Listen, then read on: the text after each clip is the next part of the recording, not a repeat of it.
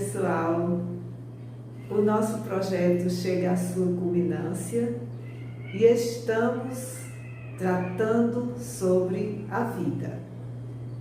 Diante desse propósito nosso, eu trago para vocês um poema de Antônio Pereira que é intitulado A Pedra. E que esse poema nos fará refletir sobre pontos muito significativos da existência humana, principalmente nesse vínculo que fizemos entre a língua portuguesa e a geografia, porque a pedra faz parte de um todo do planeta, né? Assim como as águas, assim como o ar, as plantas, a pedra também é parte dessa natureza. E nós, o que fazemos com essa pedra? Ou seja, o que nós temos feito com a nossa vida? Vamos ouvir o poema, gente. A pedra. O distraído nela tropeçou. O bruto a usou como projétil. O empreendedor, usando-a, construiu. O camponês, cansado da vida, dela fez assento. Para os meninos foi brinquedo. Drummond a poetizou. Com ela, Davi matou Golias. E o artista concebeu a mais bela escultura. E em todos esses casos, a diferença não estava na pedra, mas no homem.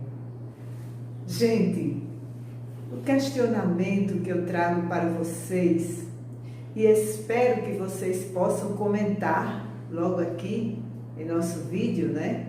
Em nosso canal, é que vocês escrevam sobre o que vocês entenderam que todo propósito diferencial está no homem. Escrevam uma frase sobre isso. E eu acrescento alguns pontos para ajudar vocês nesse entendimento e nessa reflexão. A vida, esse grandioso presente, essa oportunidade maravilhosa, ela depende em boa parte de nós. Nós já recebemos uma estrutura montada. O nosso planeta é essa estrutura gigantesca e preciosa, importante, onde nós encontramos possibilidades para os nossos 5 sentidos, para essa vida, digamos, do nosso corpo, essa vida superficial. Aqui nós temos o ar, aqui nós temos as plantas, com toda a sua grandiosidade, as águas. E a questão é, o que nós temos feito de proveitoso com tudo isso? Nós temos respeitado essa natureza tão vasta e tão rica? Nós temos transformado de uma forma respeitosa? Olha, gente, esse é um aprendizado grande, esse é um desafio enorme, investirmos em nós mesmos para construirmos uma sabedoria que vai para muito além do conhecimento. Talvez todos vocês saibam responder o que deve ser feito para respeitarmos o planeta, para cuidarmos melhor da vida e da nossa própria existência, para protegermos os animais. Talvez todo mundo saiba dizer. O desafio é exatamente o agir. É esse diferencial do qual o poeta fala, que cada um age de uma maneira diferente. O problema é saber as consequências desse nosso agir, onde está a essência da nossa vida. Então, um abraço a todos vocês, alunos.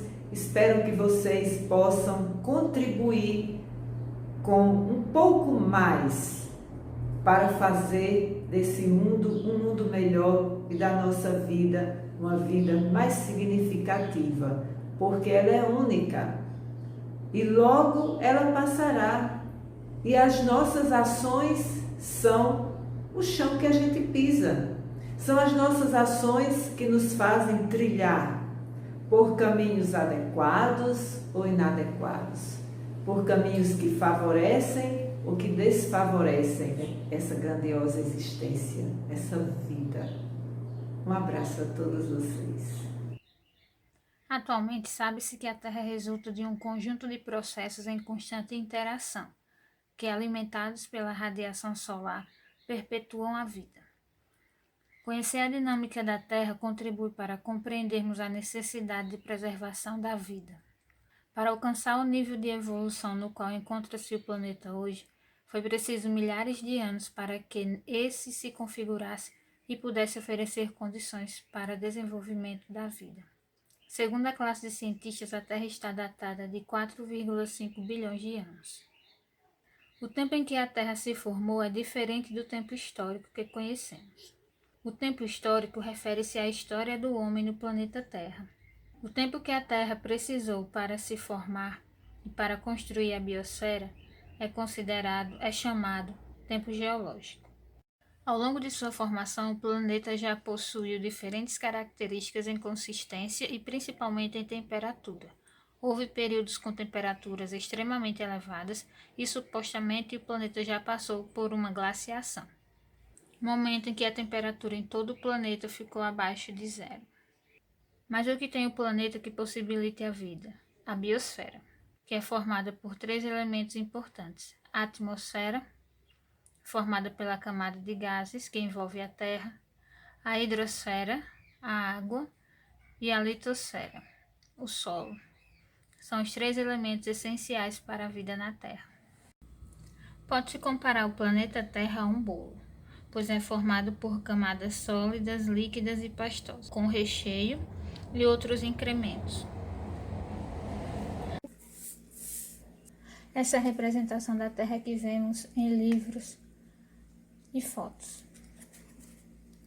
Essa é a representação, segundo os especialistas, mais aproximada da forma da Terra, um geóide. Geóide porque a Terra apresenta o relevo diferenciado, com áreas de montanhas, áreas de planícies e depressões. A Terra é formada por 3 camadas. Núcleo, que é onde se concentra a parte mais quente da Terra, área com temperatura bem elevada, é a parte central, se encontra no miolo da Terra. O manto, a área com temperatura também elevada, mas não tão elevada quanto o núcleo. E aqui existe a massa pastosa, que a gente chama de magma. E crosta terrestre, que é onde está a litosfera, a superfície, o solo, onde nós vivemos. Em forma de retrospectiva, segue os principais eventos que marcaram a formação do planeta Terra. Primeiro evento, a formação da Terra há aproximadamente 4,5 bilhões de anos. Nesse período, o planeta era extremamente quente, equivalente a uma imensa bola de fogo, uma massa incandescente, não abrigando nenhuma forma de vida. Evento 2. Passado milhões de anos após a formação do planeta, a Terra entrou em um processo de resfriamento gradativo. Como a Terra está no frio do universo, é natural que ocorra o resfriamento. Então, tínhamos um centro pastoso e a litosfera endurecendo.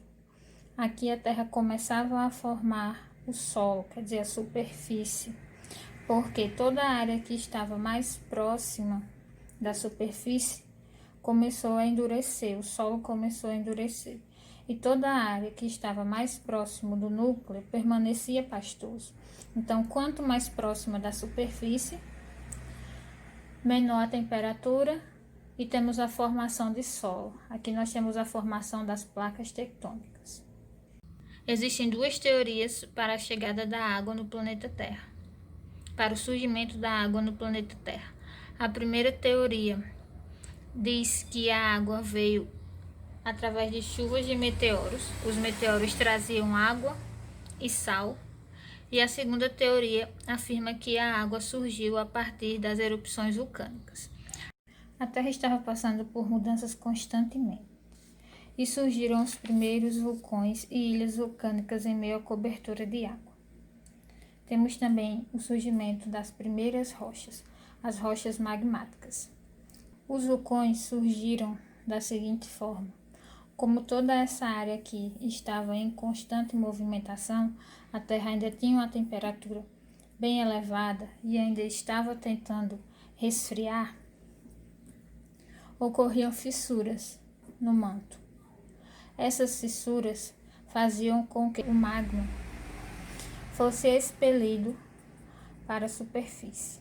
Um longo tempo de chuva ocasionou a formação dos oceanos primitivos, que possuíam cerca de 20 centímetros de profundidade.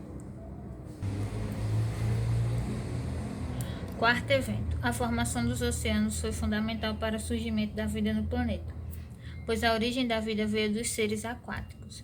Dessa forma surgiram as primeiras bactérias e algas, além de micro-organismos, isso há cerca de 3 bilhões e 500 milhões de anos. Olá, meus queridos alunos. Oi, Alisson. Oi, Danilo, para quem eu destino essa fala. E nesta semana, em parceria com a professora de Geografia, Ana Patrícia, e com a professora de Português, Luzia, nós iremos tratar o subtema Vida. É mais uma etapa do nosso lindo projeto. E falando sobre vida, já nos vem em mente o meio ambiente e tudo o que vive nele. Nós podemos citar plantas, animais, seres humanos, pois estes possuem várias e inúmeras fases, do nascimento até a morte.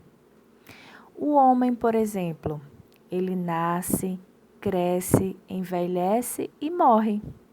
Esse é o ciclo natural do ser humano, né? E o homem, em suas fases, ele também tem suas falhas durante a sua vida.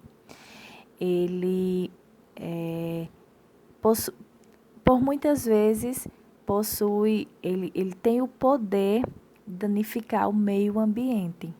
E algumas modificações do meio ambiente, ele acontece justamente pela ação do homem.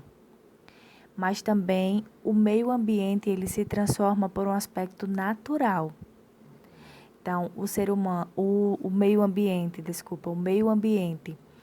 ele sofre alterações através do próprio meio ambiente, que é uma ação natural, né?